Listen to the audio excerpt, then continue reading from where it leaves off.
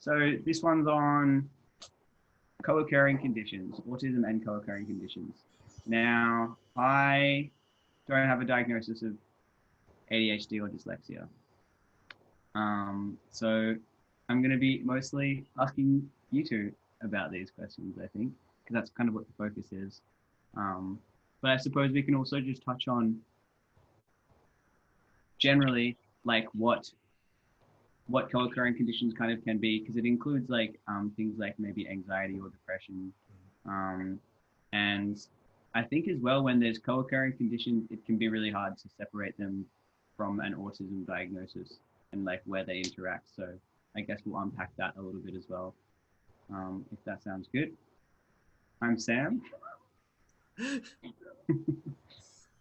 Oh, high five style. Hi, I'm Kyle. Oh, we're starting. Okay. I think, yeah. And this is Caitlin. Yeah. All right. So I think for the first, let's talk about ADHD for the first little chunk. And I guess we'll just share our experiences with or without ADHD. Kyle, do you want to go first and just kind of share your experience? Sure. So I don't actually have ADHD. I was diagnosed with Asperger's back when that was a thing. But I was eventually. So I'm co-diagnosed with dyslexia now. But at the time when I was very young, it was accidentally misdiagnosed as being ADHD. So because I had very poor literacy skills, I was disengaged in the classroom, and that was mischaracterized as hyperactivity.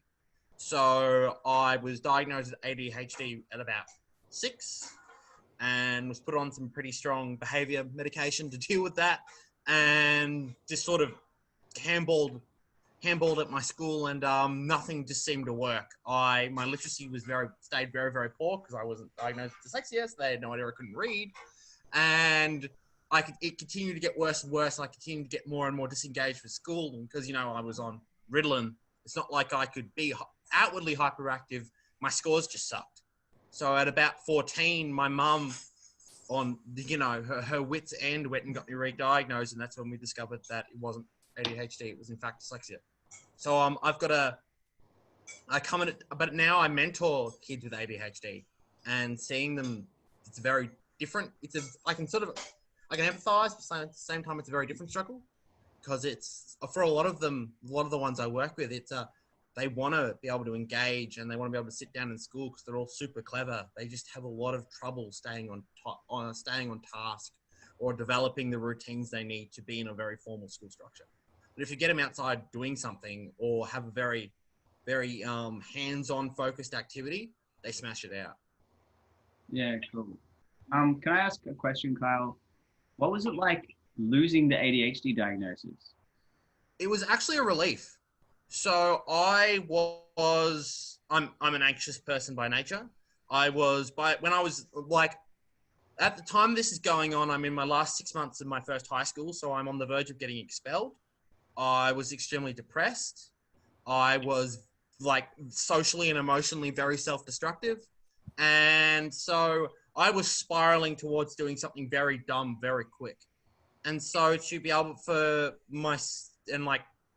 the school ended up being a write-off. I switched schools the next year, but to finally be told that what I was experiencing didn't need more medication, or that, I wasn't just weird, that there was actually a reason behind it. And the fact I didn't know how to spell stuff was because it wasn't just that I'm dumb, it's that physically there's a filter between my eyes and my brain just doesn't fire correctly. And from there, being able to re-engage with schooling and actually start to learn stuff for the first time, like little things, but I was able to, by the time I was 15, I started being able to read novels and things like that. And being able to read for the first time was amazing.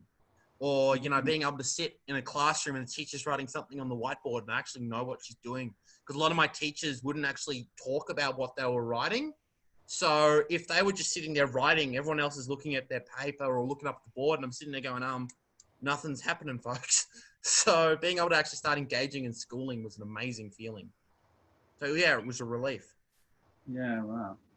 That would have been really really tricky. And what about you, Caitlin? What are your experiences with ADHD? And sorry, can I just really quickly add in a little footnote? I've heard some people not like to refer to ADHD as ADHD because they don't like the disorder label of ADHD. I've heard some people refer to it as like ADHD, attention. It's like something like it's like a neurotype rather than a disorder per se. So I'm just gonna flag that as an Also like ADHD. Yeah, something like that, or like ADHN. Oh, maybe ADHN, attention deficit hyperactivity neurotype. Oh yeah, that sounds right. I'm just flying that because I know that some people find the disorder side stigmatizing, which I kind of agree with. Anyway, sorry, go Caitlin. So I don't think I don't really care. I think it's always been around, so it's just like a way to say it. I don't know. But I was actually diagnosed. ADHD was my first little flag label thing that was strapped to me. And I was diagnosed when I was 3, so I was quite young. And I think also I'm a female, so that's quite different because not a lot of females are diagnosed with ADHD. But I was a very hyperactive child. Could not stay still. I would just, on the weekends, I would dance for 8 hours straight, and I'd stop for water, and that was it. Like, I couldn't stop moving my body. So now it's a little bit different, but I would say that, especially being a female with ADHD, when I reflect on my primary school years, all the kids in the class that were really disruptive would have had ADHD, like the class clowns, all those kinds of kids. And we were often put into groups, like learning groups, but we were all the hyperactive kids, the mischievous ones. And I was always only the female.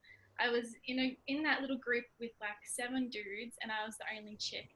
So I think growing up with ADHD, being a female, felt quite isolating in a way because I didn't see a lot of girls around me that acted the way I did.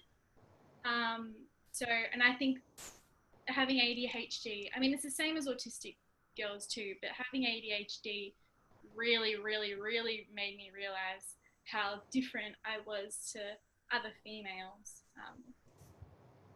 But I would say as an adult, when I was 15, I went through clinical depression.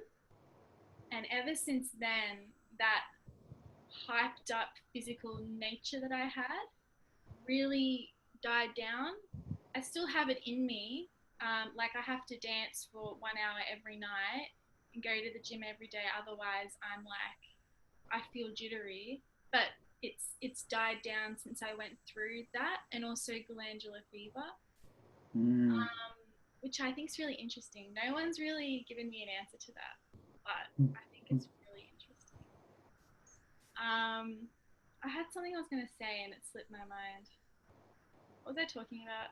How does your ADHD affect you now, Caitlin? So you still have to go to the gym, you still have to dance, but like, yeah, how does it present now, and how does it your understanding changes now as an adult, now that you can do your own research and stuff like that? Well, I need to do a lot more research, that's for sure. But I would say now my ADHD is more active in my mind than in my physical body. I don't know if it's because of socialization that I've like conditioned myself to stop being like so physical. But yeah, so like my brain is like, and I feel like that's also an autistic thing too. I don't know, is it?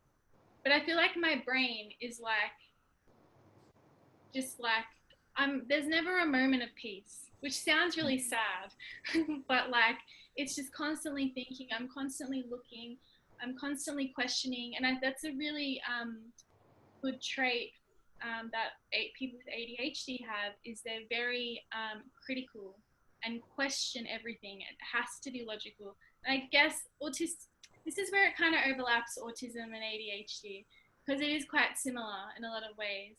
But I find that when I work with young people that have ADHD and autism, they tend to be way more just inquisitive in a lot of ways. Does that make sense? Yeah. The rules have to be very concrete, because you will get why. And you will get why 20 times until on the 21st time you've explained it the right way. Yeah. Do you find that you're able to distinguish between your ADHD and your autism, Caitlin? No, if I'm honest, they all really overlap with each other. As an adult, it's interesting because as I've gotten older, I've understood how my labels limit me in some ways. And the more I've learned about how they've limited me, I've tried to conquer them. Do you know what I mean? So Yeah. I often feel like as an adult, I go through phases of what label I relate to more. You know, that I kind of gravitate towards more. But to me, when I read like what ADHD is and what autism is and what dyslexia is, I relate to all of them like so much. So yeah, I don't really know. I feel like autism, saying I have autism just kind of puts it as an umbrella of all these other things that I have. It's a spectrum for a reason. Yeah, so, you know, I don't know. I probably had more to say, but... Well, do we want to maybe do I thought of this bit at the end, where we sort of circle back around after we've done smashed out all the questions? Sounds good. Awesome. And do you have strategies that you find? You said like going to the gym and dancing; those are kind of good strategies.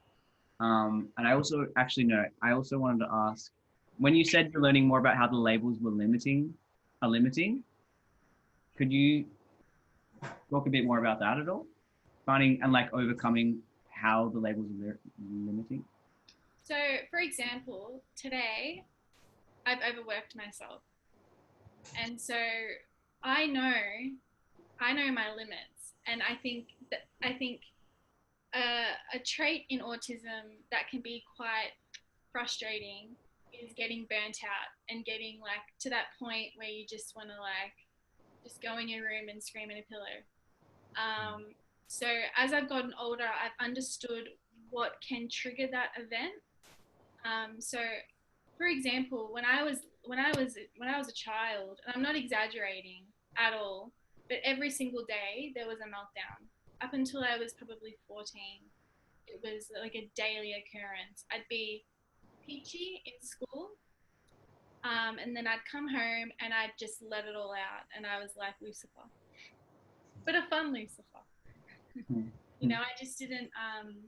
And I heard today actually that I don't know if it's autism or ADHD females, but they tend to have their meltdowns at home rather than in public.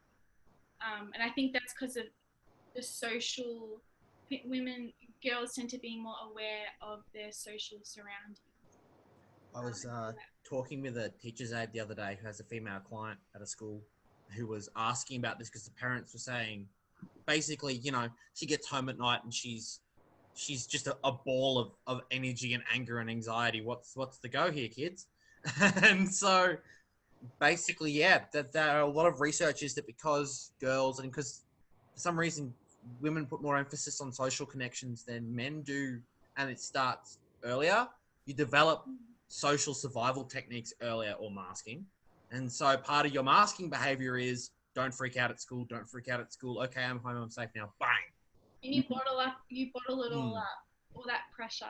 I've also read, like on that note, that often kids won't feel comfortable expressing those emotions at school, and so it's when they're able to melt down because they're in a safe environment, and it's like it's a safe place where you're able to do it, because otherwise they'll just like you've got to let it out somewhere.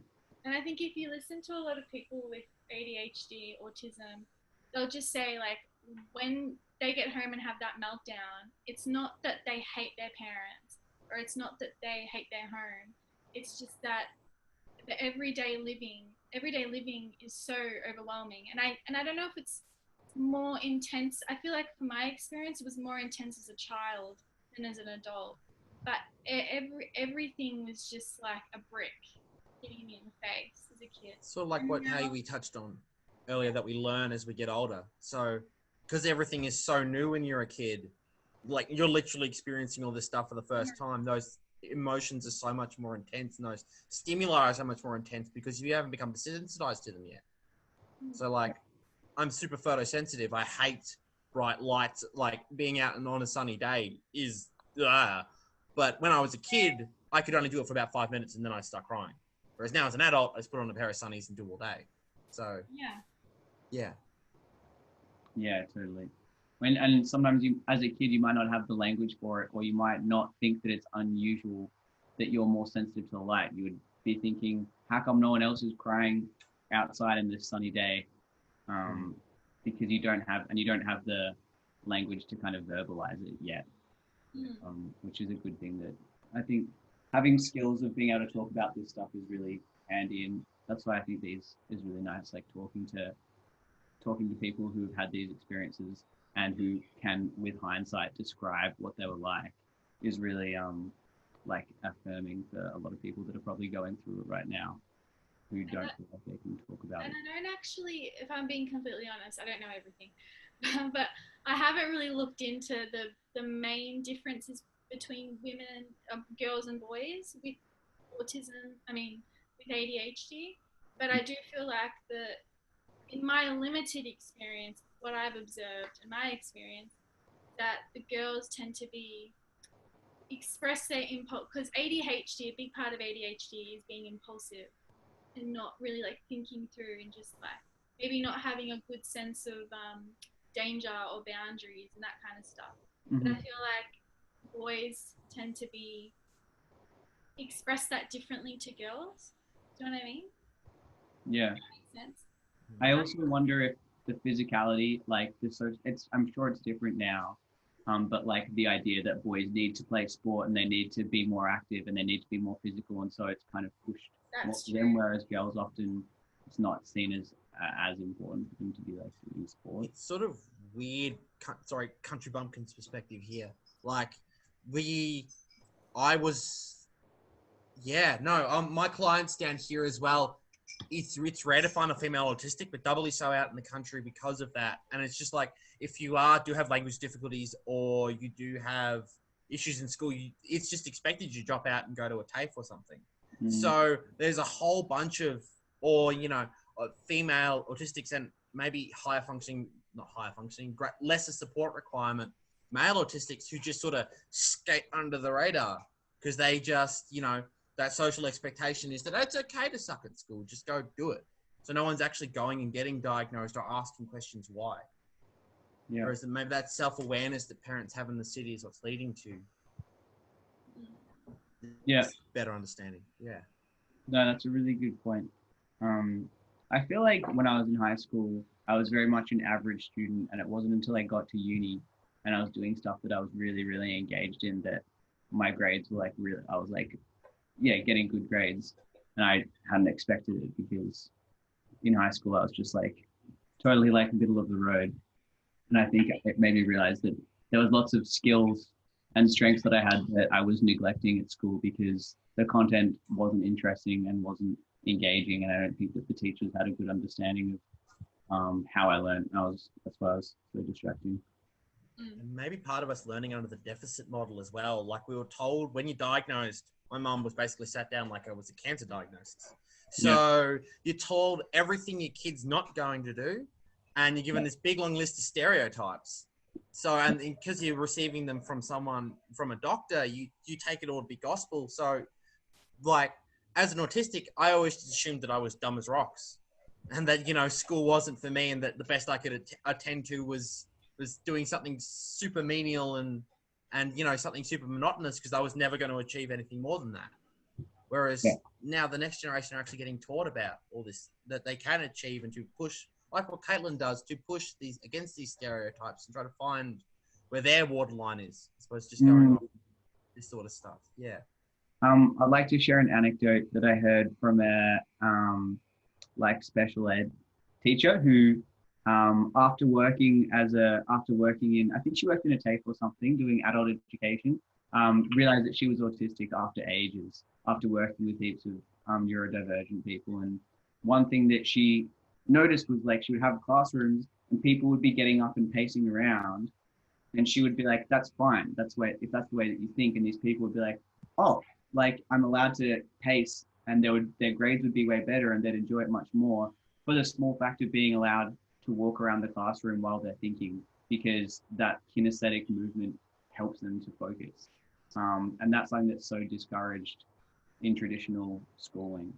And so even just small things about that, like just observing how what someone is like when they are engaged and when they are learning, and then try and recreate that situation and try and encourage them to say, do you want to get up and walk around, or do you want to pace, or I don't know, those kinds of things. That anecdote I found really interesting, just thinking that there's so many different learning styles that are untapped, really. And can I just say one last thing? I guess it's more for adults around the young person, but to be really a good strategy is to just be empowering, and not really negative, because I feel like, my parents, they didn't realize how much negativity I got from my teachers. And so then at home, they'd pick me up on my ADHDness or my autismness in a nice way. They weren't, but it was like a lot. Like getting bombarded at school and getting bombarded at home can be really deflating for a young person with, ADHD or autism, whatever. Mm. Having a good positive environment in the home is a good strategy to help ADHD kids flourish. Would you say the vocabulary is a big important thing there? Like we spend so much of our social lives at school for the first 18 years of our lives that, if you're not surrounded by that positive language and those positive environments, you just, you start to negatively associate, and that stops you from being able to cope and build these good routines. Yeah, sure. And Caitlin, you're studying now, right? Yeah. How do you find it?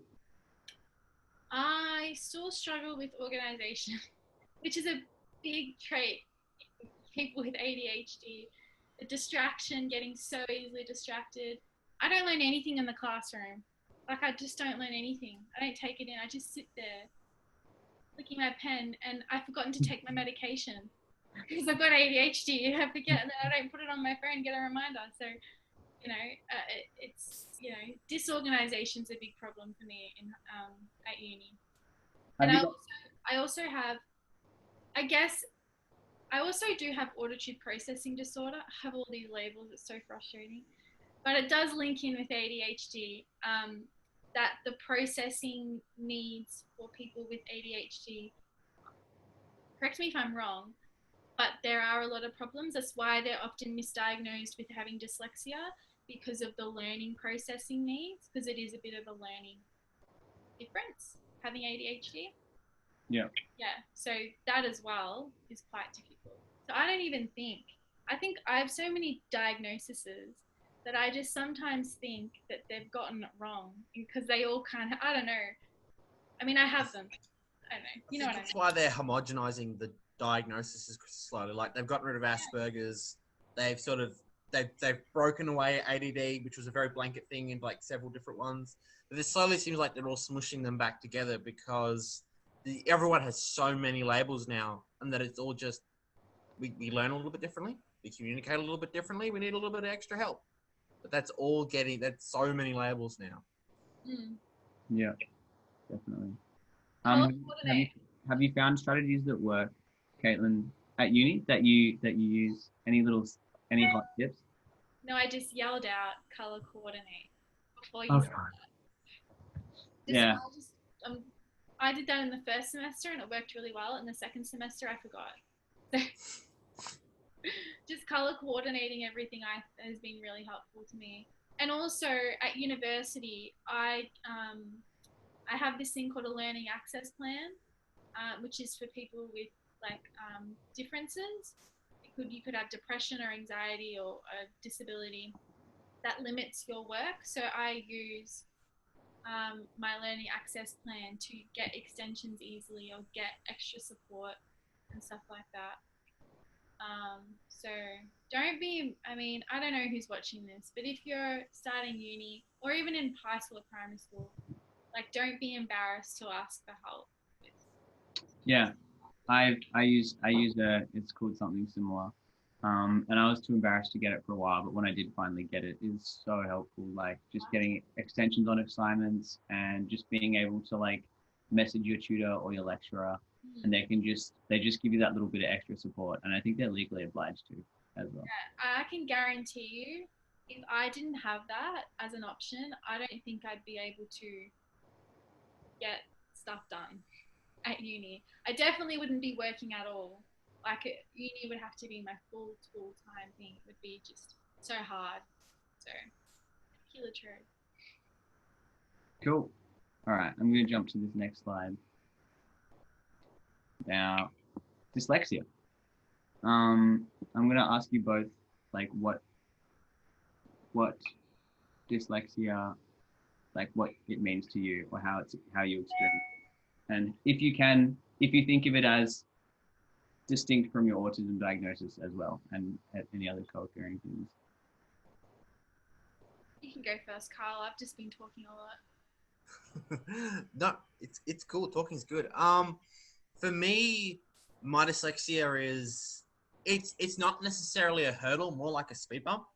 So I have days where I wake up and look at my phone and really have to think hard about, well, you know, what the time is and, you know, what day of the week it is and stuff like that. Like I still don't know what months are and what sequence they are. I just can't get that to process right in my head. But for me, dyslexia is something that it's something, now that I'm aware that it's a thing, it's something I can work around. I use extra strategies. If I notice that I haven't taken something in, I will read it again, or, you know, I'm a verbal learner, so I ask lots of questions anyway. But yeah, for me, dyslexia is, but for a very long time in my life, because I wasn't diagnosed with it, it was just this massive thing holding me back from achieving everything I wanted to do, because I was basically illiterate. I could talk to you the iron leg off a chair, but when it came to writing, I was just completely crippled. So it's awesome if you know it's there, but it takes a long time to develop the strategies as well, knowing you need to ask for help, knowing to reread things, not being so hard on yourself. Because reading is, it's a bit like autistic people and social cues in general. Like, everyone else just picks it up. Why can't I? Like, I'm already struggling socially. Why do I have to struggle academically as well? So learning too about these routines and to ask help and putting stuff in place takes time, but it's rewarding, and it doesn't stop you from learning. It's never an excuse not to learn. It is just that, a speed bump. It's something you need to overcome on the way to your goals. Did you have other people? Were there other dyslexic people in your classes? So in hindsight, yes. At the time, no.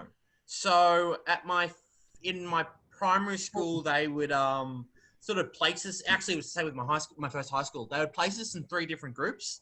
So you would have the rocket scientists, super duper academics in A group. Then you'd have the middle of the road kids, which is most of the year level, in like B group. And then C group was what they called the special people. And so I was always in C group. Yeah, I know, it's brutal. Oh, and so, you know, so nice. Yeah. So I was always in C group consistently through primary school because can't read. And then going into my first high school, they were at least nice enough to color code it. So I wasn't in the special group anymore. I was in green group. So I would sit at the back of the class with like work meant for 8-year-olds, with like me and 3 other kids for most of my schooling. And that was it for 9 years. From the moment I got from like middle of prep to when I got expelled from my first high school, I was just in the special group. And why are you still attending school, Kyle, was something I actually heard a few times from educators. Like, dude, drop out and go do something with your life. School's not for you.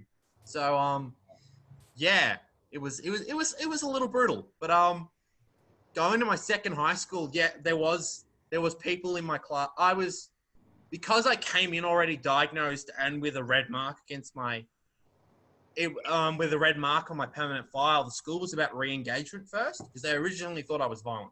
So I was in with like all the other kids that they were re-engaging. So I got like extra help in school, and I had to do regular meetings with my teachers. So even though it was there for behavior reasons, I was still engaging with them enough that I was picking up stuff and I could ask lots of questions. So it didn't matter I was sort of alone because due to pre-existing circumstances, I was still getting extra help. Mm-hmm. Okay, cool. And do you think, so once you went to your second school, they were like, did the school implement strategies for your dyslexia necessarily? Or was it like, did you have to kind of actively find new strategies, or was it did the school take responsibility for it, or was it from your mum? It sort of depended teacher to teacher. So, and I'm lucky that my autism talent, or whatever you want to call it, my savant thing is history. So like the second biggest literacy class, and I can sort of do it with my hands tied behind my back. So I only really had to stress in maths and English, and my English teacher, because it was a small school, was also the disability coordinator. So she was all over it. And for my maths teacher, so she already implemented that stuff in her lesson plan anyway. So it was just for my maths teacher, I had to go and get extra help and sort of be like, hey, I can't read the textbook. Would you recommend an audiobook version of this? You know, little things like that. Because I can't read Times New Roman. I'm just shocking at it. I don't know why, if it's spacing or if it's the way that the letters are formed. So most textbooks in the day were written in Times New Roman. So it was about finding sort of cheating ways around that. Yeah, little things like that. So I'm good with most text, but just Times New Roman in particular, I can't read it. How's this one? Completely. It's pretty good. Like the Y and the D, I've noticed are really close together. So they sort of squish a little bit together. I've always hated, I don't know what it's called, but you know the line in between words? So like co-occurring, yeah. So depending on the day, there's like both O's will start to sort of merge. So I'll sort of read as co-occurring. Oh wait, that's not right. So like it's little things like that. Like dyslexia is a word because there's an X, a Y, and an L in it. It's a really weird shape. So but it's just little things like that, and you learn it up. Like I'm lucky I've got 23 years experience with autism and dyslexia. After this long, you'd think I'd be pretty good at reading. But yeah, back in the day especially, it was just you use all strategies as well, like the end of strategies. But after a while, you just learn how to deal with it. You know what you're looking at. It's just when you're young, you've got to be aware that your students, from my teachers end, you've got to be aware your students are struggling with it, because then you can sort of verbalize it to them and be aware that you need to float around the classroom and ask extra questions. Yeah. So many kids especially my first high school, where they were definitely either on the spectrum, had dyslexia, had ADD, and they were just in green group because they hadn't been diagnosed or because it was just a thing. Yeah, I know. It makes Caitlin's group too. Yeah. So, and it makes me see red whenever I first get assigned a new school, and that's a thing still, because I thought we were moving away from it. But yeah, apparently discrimination based on learning thing is still a thing, because it is. It's straight up discrimination. You're taking away my ability to learn based on Let's go your protest, problem. Carl. Let's go protest. Yeah, I know. I loved getting discriminated against for 9 years. It's really great for my education. Yeah, so always aware of how you learn and be aware of how your students learn. Okay, I've got one more question for you, Kyle, just real quick. Yeah, go for it. So like you're big into history. How Yes. did you learn history stuff? So I'm an asthmatic. And my asthma is also related to my stress. So I spend a lot of time in hospital, which meant I watched, because down here they the Starlight Foundation like donated a whole bunch of TVs and stuff. I used to watch history documentaries, like hours while I was sitting like hooked up to all the big like machines that were breathing for me and stuff like that, or like the things monitoring my blood oxygen supply. I just sit there and watch history docos. And then when I started every time we'd start a new unit, my teacher would say, okay, we're studying medieval history. So I would go watch a whole bunch of documentaries on medieval history. Right. Video games are a great resource too, because they're interactive. So they're verbal. And at the same time, I had subtitles turned on in all my games. And so I slowly learnt to associate sounds with letters. Yeah. So it was just easy that I would sort of, as part of my learning how to read, I would just, play something sort of around the right area, like Age of Empires or something like that. Yeah. So I could start to get a good understanding of, great game. I could start to understand what we were studying.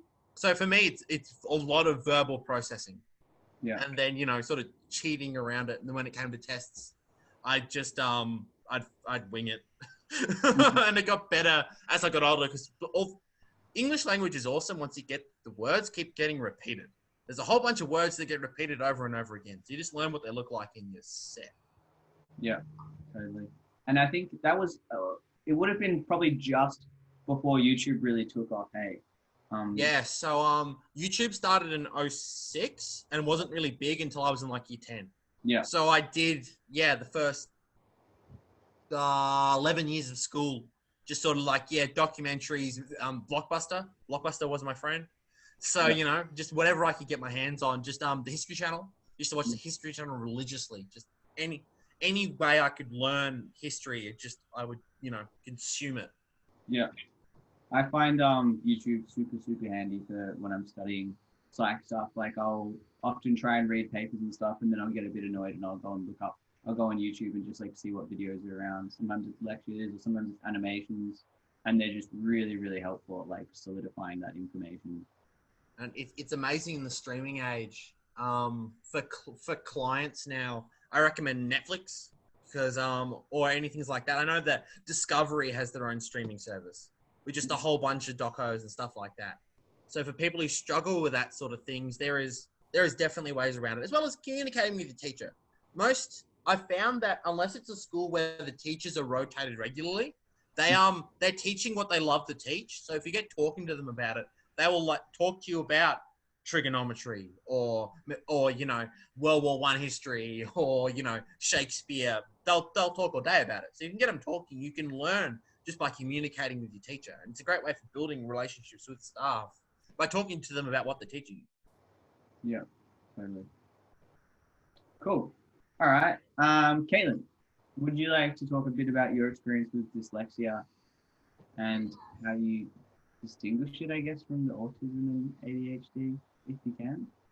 Well, I do definitely distinguish it because I've met so many people on the autism spectrum that do not have the same problems that Kyle and I would have with literacy and numeracy, because often it's both.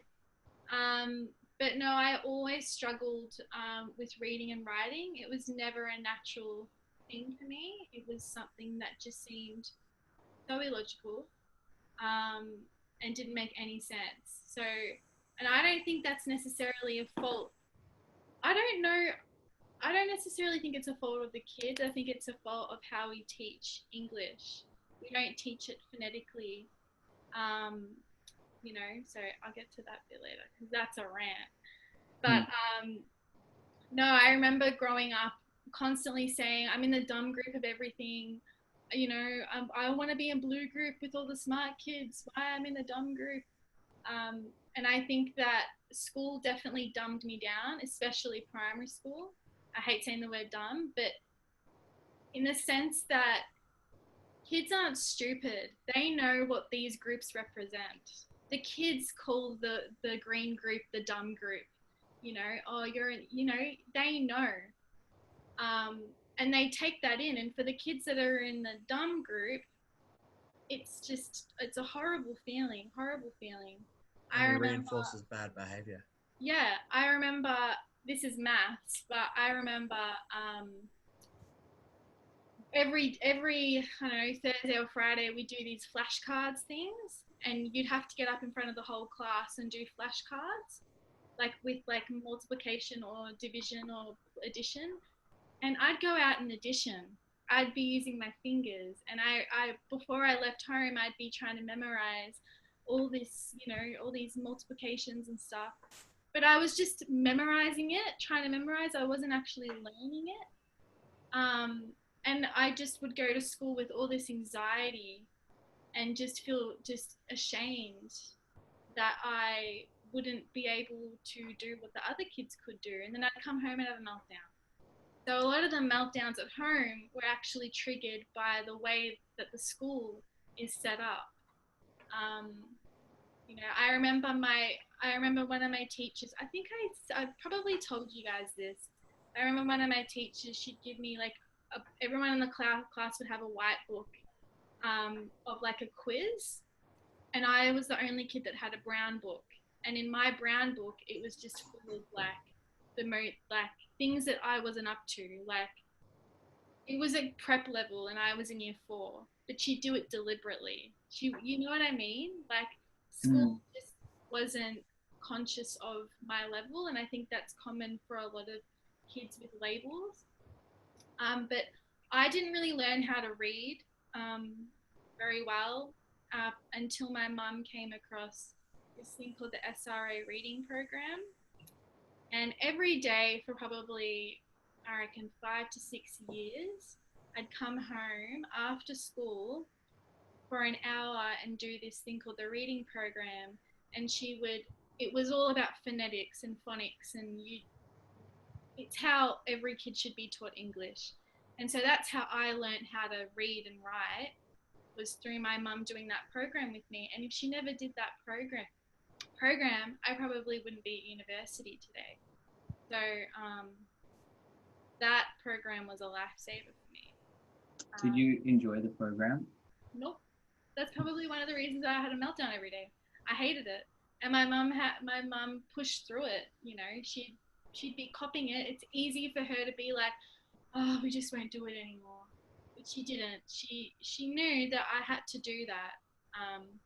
You know, and she'd come up with strategies to kind of be like, okay, if you do it today, if you do it for a month, every day we'll go to fun fields, or like that kind of, you know.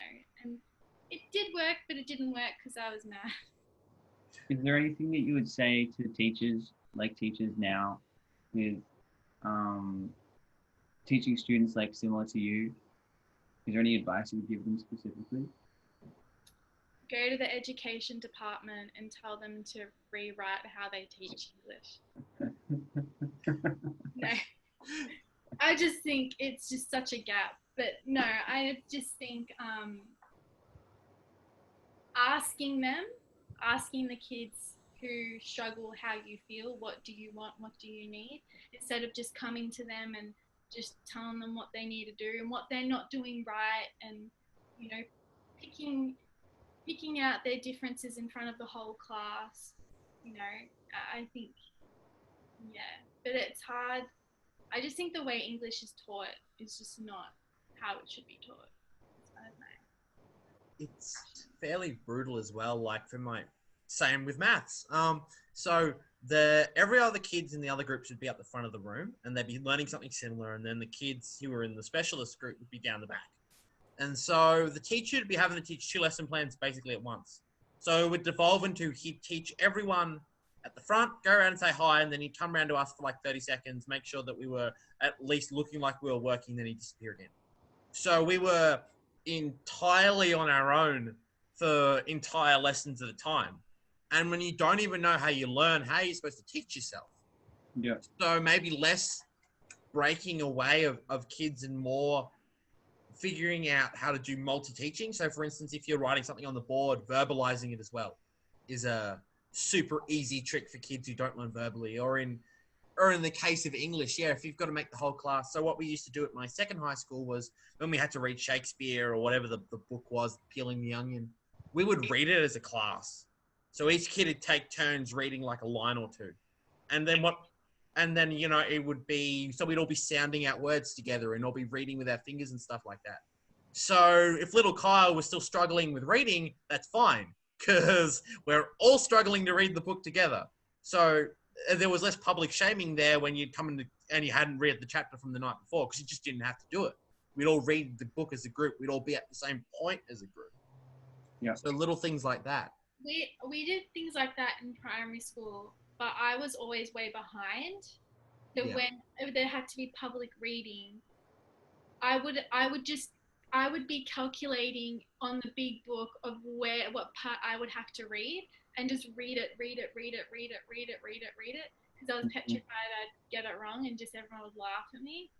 But of course, I'd always muck up, and it wasn't pretty bad. That sucks so much because I heard there's a good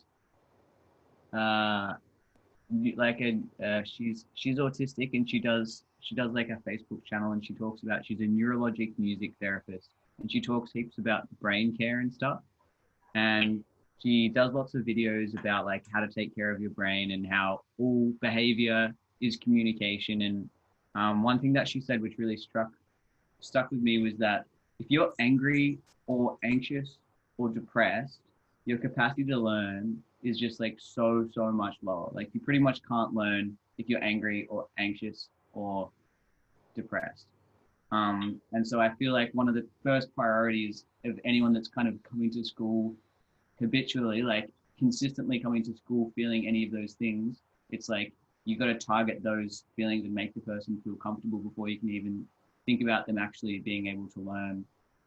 Like, I wonder, Caitlin, like if you had been able to, maybe having had a side conversation with the teacher or something, to not have to read out loud, and then you would just be able to sit back and it wouldn't be the pressure of having But then again, you'd be the only kid that isn't reading out, and then everyone asks, why aren't you reading? Like, it's hard to find that, I don't know, I don't have all the answers.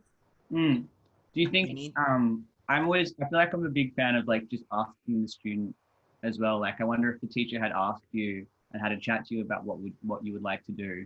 That way, at least if you were like, I would like to read the thing, at least you would have a bit more of the autonomy over those decisions. No, for sure. I think young people don't have enough control and autonomy over their schooling experience. I think definitely. And now that way they'll learn more and they'll remember more when it actually is something that they want.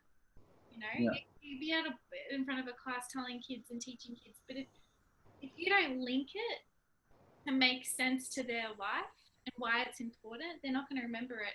And especially for young people with dyslexia, autism, ADHD, whatever, it's like you have to make that link. Yeah.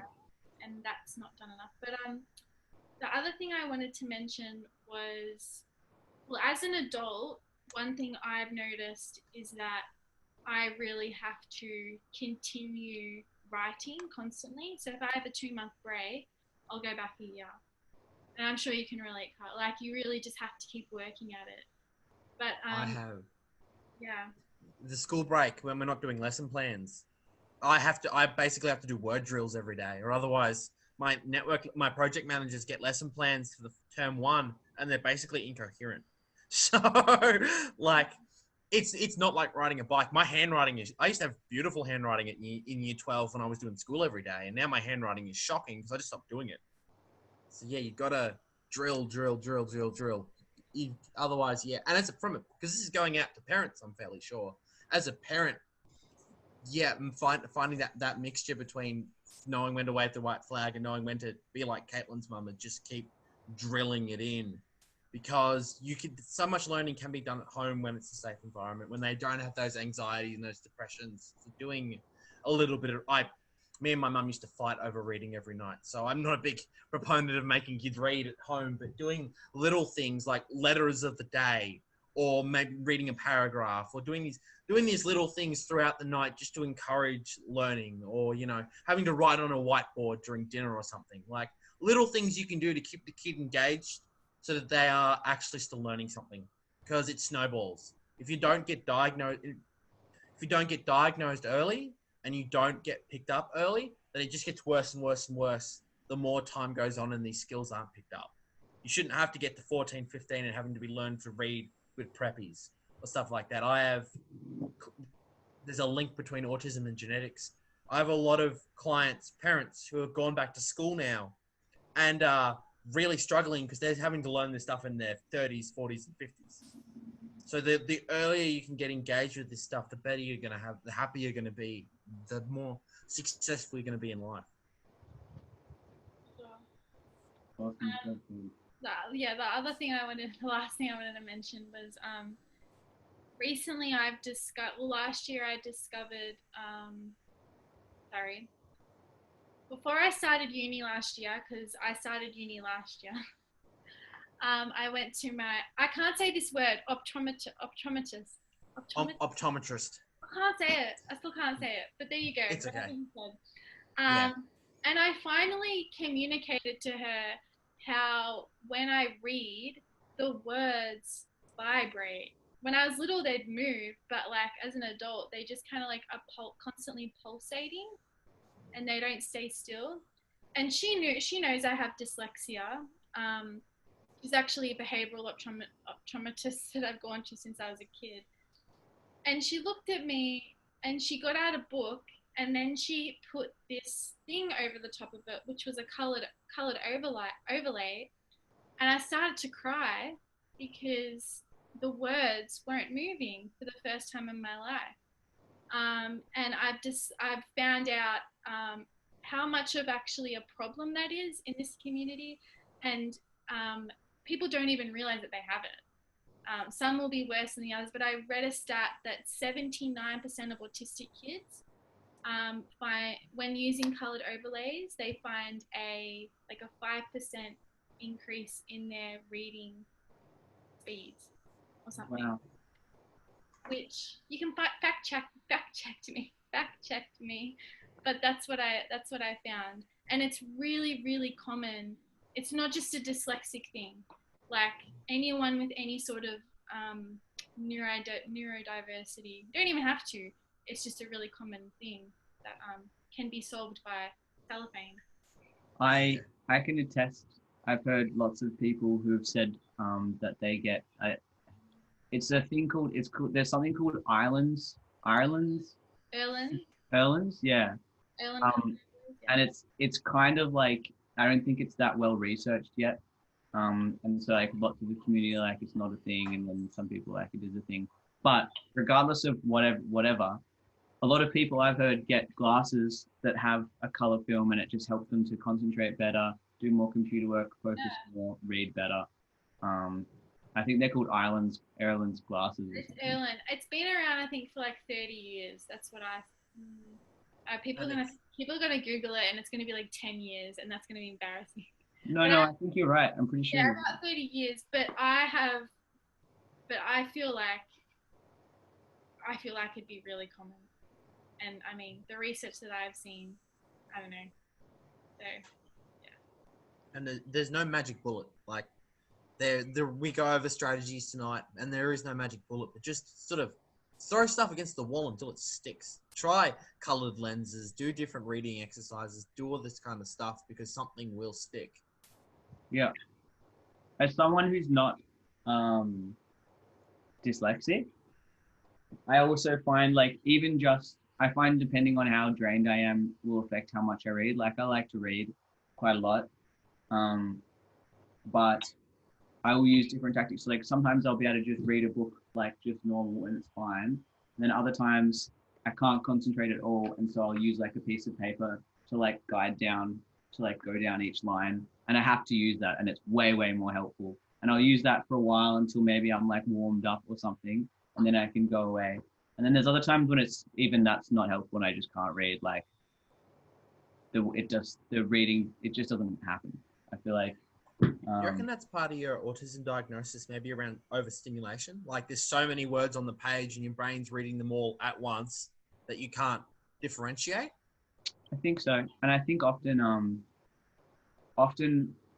especially if it's not a non-fiction book, the stuff that I read just makes me think about so much different stuff that, yeah, like I feel like the weight of the world is suddenly like crushing in on all of my thoughts. Like there've been lots of times when I was like struggling lots with stress, when I was first started at uni, I would start reading, and it would just like, it would make me cry, because I would just suddenly get this like wave of feeling super overwhelmed, just like thinking about all the different things that they say in like the introduction of a book, because they always say so much in the first few pages. Anyway. What strategies have you found that work best when you're experiencing moments of high anxiety or depressed mood. Now, I'm going to say a little bit more quickly on this.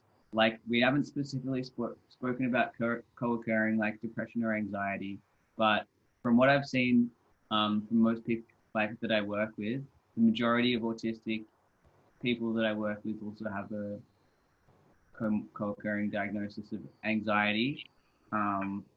And I have a diagnosis of depression as well. I did. And then when I got my autism diagnosis, the psychologist took that away. And I think that what she kind of meant was that maybe the depression that I'd been experiencing for ages was like burnout, or it was symptoms of being just like overwhelmed and being kind of worn out. Yeah, I didn't get that. Yeah, no. You say you don't get that? No, well, I feel like if you're burnt out, that is a kind of way of having depression. But I think maybe in the sense of like SelfA Disassociation. So you're depressed because you have no idea what's going on inside your own head and there's no answers. Yeah. So like when you get diagnosed, suddenly there's a road there. So, but once again, you can be autistic and be depressed. Yeah. So, totally. So, but it's different for everyone though. There are some, it's very common for, especially in young ladies who are undiagnosed, for them to experience SelfA Disassociation because they just don't know what's going on inside their own heads. And they know that they're copycatting their peers and they're sort of gelling, but they're working so hard just to gel and just to make it work that they're wrecks and they just don't get why. Yeah, totally.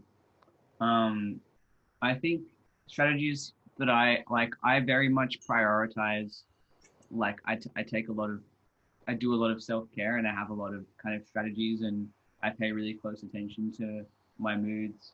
And I think I'm quite proud of like how I'm able to manage my mental health.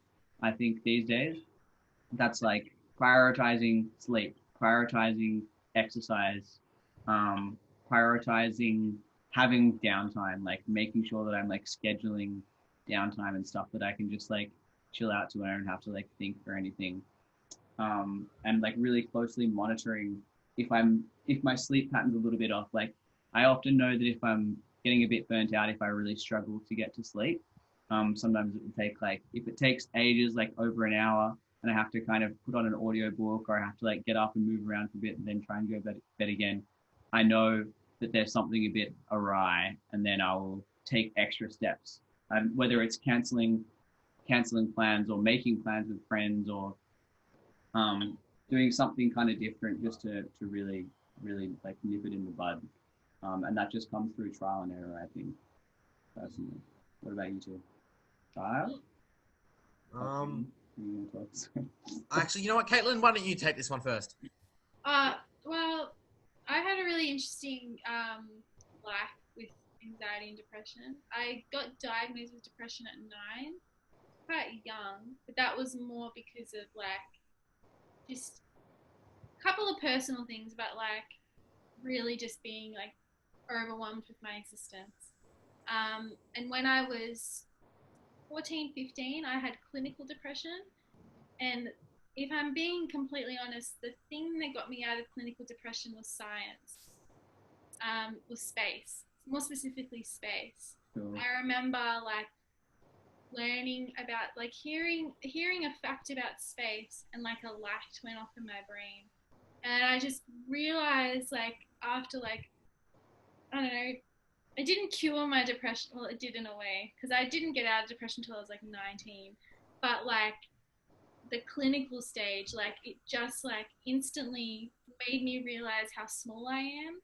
And not that my problems aren't my problems, but like how amazing life is. It made me find an appreciation for life.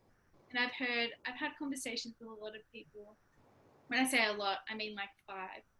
But like I've had conversations with people that have had similar experiences learning about space and science, and just kind of made me like really appreciate life. And also, you know, that's interests and obsessions. I know like now we all get depressed sometimes. We all get we all have anxiety sometimes, and the one thing that helps me is just like zoning out, being by myself, delving into my politics, shutting the blinds. No, I don't shut the blinds, but like, you know, like just nothing brings me more like happiness than like delving into my interests. Which I'm sure you guys can relate in a little bit. Oh, yes. Yeah. We haven't talked about spins that much. Spins is an abbreviation of special interest. So I'll just say. Yeah. That's so good. And I agree with the science thing. Like for me, it was like psychology and like neuroscience and stuff. I love that so much. It made me just find see the world, see like all this beauty in the world. Like I found it just such a beautiful thing, and that made me like excited to be in it. Yeah, exactly. Is Caitlin any more words, or do I have to like talk now? Okay. So really like a two-parter. So first off, I can totally agree with Caitlin. I'm a survivor of bullying, and I say survivor because I almost didn't. And so for me, my depression mainly stemmed around feelings of isolation and feeling like, you know, I was the only person in the world experiencing what I was, and that, you know, life generally just sucked. So for me, being able to study history and know that there's people throughout life that are like the world who are like me, and that, you know, some of the greatest people in history were autistic. In fact, a lot of them were. And that, you know, there's no ceiling on what you can do just because you've got a diagnosis. For me, was a big aha moment that I needed to sort of, you know, shake myself loose from this spiral I was in. And the second part is also, and this is something I drill into my mentees, is self-destructive and constructive hobbies. So I was a gamer, still am for a very long time, but I was to an unhealthy extent where I would, because the real world sucked, I would dive into the virtual world and only come out when I had to. So I was sort of wasting away, and just, it wasn't a good place to be in. It was a very self-destructive hobby. Whereas when I started getting into karate and kendo and sports and stuff like that, because I was outside in the real world and I was learning new things and stuff like that, that was a very constructive hobby. So, you know, parents being able to tell the difference and sort of limiting one and encouraging the other. So mum encouraged me to go, even if I didn't always want to, because I wasn't always the most receptive person to my own strategies, going out and doing karate every, like, you know, 2-3 nights a week, and getting those good endorphins going, doing good stuff, as opposed to sitting in my room playing video games and generally going, the world sucks, man. So yeah, constructive hobbies are really good. And hobbies, interests, studying history is awesome. Studying science is awesome. Studying psych is awesome. Yeah. We all have similar things, I think, that kind of helped us with depression. Really interesting. Yeah. It's amazing how much community and, like, you have all the tools. Sometimes you just need a little bit of help putting them all together. I find when I first started uni, I joined a football team, and this is before I transitioned. So it was a women's football team, and I found there was like 100 people in it, and it was really big, and I made some really good friends like fairly quickly, and I just made some friends that were so nice and supportive, and like I just felt really like seen by them. And I think that was really helpful when I was really struggling.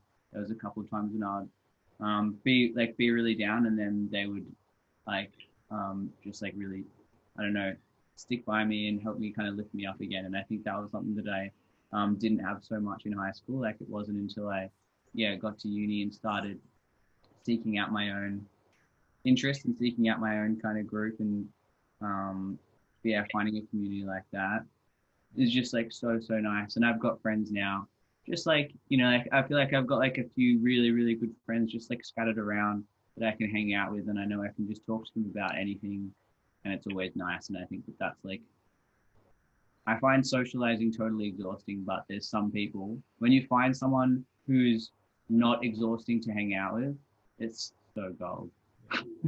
I hate to toot our own horn, but for me, it was actually coming to work for us. Like when I started meeting other autistics outside of a a negative sense and starting to work with clients and starting to do camps and stuff, found that was sort of the tipping point, because it sort of changed the way I viewed everything. So environment is super important. That's what I was going to say. I was 17 when I first got involved with the Atkin network. I'm 23 now. And like, I went on a camp and that was just a mind-blowing experience. Like, that was like a huge catalyst for me. Like, knowing that like I'm not the only person with all these weirdness, all this weirdness, and just, so, community is really powerful, and finding your tribe is really powerful. It's funny, me and my mate Fabian, we were doing a session once and he realized he was the only non-autistic in the room, and he went, wow, I guess in this room I'm the weirdo. And it made us all think, and like he said it very particularly because it was in response to a client, but he said it very particularly just in a way that made us all think, oh, I guess weird is just a matter of perspective, eh? Because when you're on a camp and it's 20, like it'd be say 15 staff members, 13 are autistic, and the entire client base is autistic. Like that's like 50 something people. So, minority is a matter of perspective. We're not as weird as we think we are. No, and when I say weird, I just like mean cool. It's like taking back the word that like people associate with being negative, but I just associate it with being like unique and not a sheep, which autistic people are not that. I love it when people ask, oh, so you're autistic? And it's like, damn straight I am. Like, I think there's such a negative connotation around the word, so taking it back and using it like, as it's meant to be intended, like, yes, I am autistic. But I mean, my sister's not autistic and she's not a sheep, so I'm generalizing. There's nothing more powerful than seeing someone owning a part of their identity that how does this work? They own a part of their identity that is also a part of your identity. Does that make sense? Yeah, sometimes it is better to be brave in a pack. So when you can all be like, yeah, we're all autistic together and we can all like live together and we can all experience this as a team, that's so much more fulfilling than be like, I'm autistic standing here on an island all by myself. Oh my God, what am I doing? Yeah, definitely. Well, do you have any more? Oh, here we go. What is your one piece of advice you would give someone struggling with a mental health difficulty alongside their autism? We've already covered this, so I'm just going to say, do you have anything else that you would kind of like to add that you think you might have missed? I found, and I'm sure Caitlin, this will be the same for you as well, that getting over any sort of verbal or speech problem, utilizing interests. So like history docos turned into history textbooks and stuff like that. Like learning how to read based on familiar language can also be something you want to keep doing. So, okay, I want to learn about Genghis Khan. I've got to read this book. Let's just hit it out. So using interests to sort of re-engage people with their to sort of overcome these barriers is a great way to teach people things. 100%. And I'd also add, that was going to be my first answer because I feel like that's really, really, really relatable. But also just like there's nothing weird or strange about asking for help. And that's for anyone with mental health problems. If you're a young person, chances are your parents have had some sort of, it's statistical, like it's statistics. Everyone's had some sort of mental health issue in their life. And if you haven't, then that's interesting. but like, I think one thing that I remember my mum telling me about when I was going through depression, like she didn't overshare, but she shared with me a little bit about how, she struggled a bit in her childhood and her, some of, her mental health problems. And that kind of normalized it a little bit to me. That, it made me feel like more connected to my mum and then be able to kind of like share a bit more. And there's nothing wrong ask. And I think that's changing a lot in society. People are becoming more open about mental health, which is really, really positive. And there's also heaps of resources out there for this kind of stuff. Like there's Headspace, which has online, they have heaps of videos of people talking about their own experiences, young people. Like Headspace, if you don't know, is like it's aimed at 12 to 25-year-olds, and it's not just focusing on mental health. They do physical health and employment and financial assistance stuff as well. And they have heaps of resources on what to look out for and how to support friends if they seem like they're going through a tough time.